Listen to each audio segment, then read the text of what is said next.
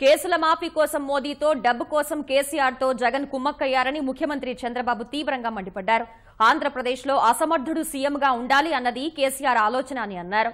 డబ్బు మనిషైన జగన్ డబ్బులున్న వాళ్లకే టికెట్లు ఇస్తున్నారంటూ మండిపడ్డారు. కాపు రిజర్వేషన్లపై వైఖరేంటో స్పష్టం చేయాలని భాజపా, వైకాపాను చంద్రబాబు డిమాండ్ చేశారు. దేశ ప్రయోజనాల కోసం ఎన్డీయేతర పక్షాలకు మద్దతు పలుకుతున్నామే తప్ప రాష్ట్రంలో కాంగ్రెస్తో ఎలాంటి పొత్తు ఉండదని పార్టీ నేతలకు చంద్రబాబు సంకేతాలనిచ్చారు.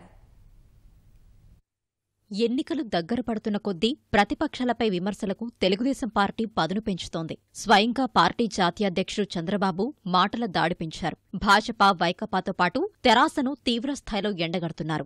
ఎలక్షన్ మిషన్ 2019పై పార్టీ నేతలతో చంద్రబాబు టెలికాన్ఫరెన్స్ నిర్వహించారు. తెలంగాణలో తన చేతకానితనం బయటపడకుండా ఆంధ్రప్రదేశ్లో జగన్ అధికారంలోకి రావాలని కేసీఆర్ కోరుకుంటున్నారని చంద్రబాబు అన్నారు. త్వరలో జరగనున్న జగన్ గృహప్రవేశానికి కేసీఆర్ హాజరు కానుండడాన్ని ఎద్దేవా చేశారు. కేసుల మాఫీ కోసం మోదీతో, డబ్బుల కోసం కేసీఆర్తో జగన్ రాజీపడి రాష్ట్ర ప్రయోజనాలను తాకట్టు పెడుతున్నారని దుయ్యబట్టారు. మోసాల్లో ఘనుడు కాబట్టే 16 నెలలు జైలుకు వెళ్లారని, దీన్ని ప్రజల్లోకి బలంగా తీసుకెళ్లాలని చంద్రబాబు పార్టీ నేతలకు సూచించారు.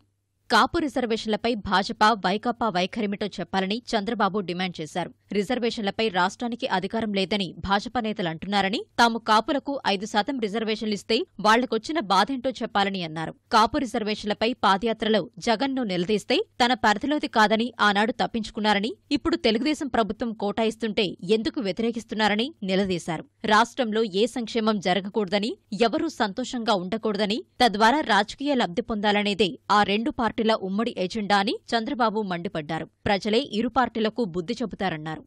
రాష్ట్రంలో తెలుగుదేశంతో పొత్తు ఉండదని కాంగ్రెస్ స్పష్టం చేసిన తరుణంలో కాంగ్రెస్తో పొత్తు ఉండదని చంద్రబాబు కూడా టెలికాన్ఫరెన్స్ ద్వారా పార్టీ శ్రేణులకు సంకేతాలిచ్చారు. రాష్ట్రాల్లో స్థానిక పార్టీల అభీష్టం మేరకే ఎన్నికల్లో పోటీ ఉంటుందని, జాతీయ స్థాయిలో భాజపాకు వ్యతిరేకంగా ఉమ్మడి పోరాటం కొనసాగుతుందని తేల్చి చెప్పారు. కాంగ్రెస్ పార్టీకి తృణమూల్ కాంగ్రెస్ కు పొత్తు లేదని, అయినా కాంగ్రెస్ నేతలు కోల్కతా ర్యాలీకి వచ్చారని చంద్రబాబు గుర్తు చేశారు. దేశంలోని వ్యవస్థలను, రాజ్యాంగాన్ని రక్షించడమే భాజపాయేతర 23 పార్టీల అజెండా అని టెలికాన్ఫరెన్స్ ద్వారా చంద్రబాబు తేల్చి చెప్పారు.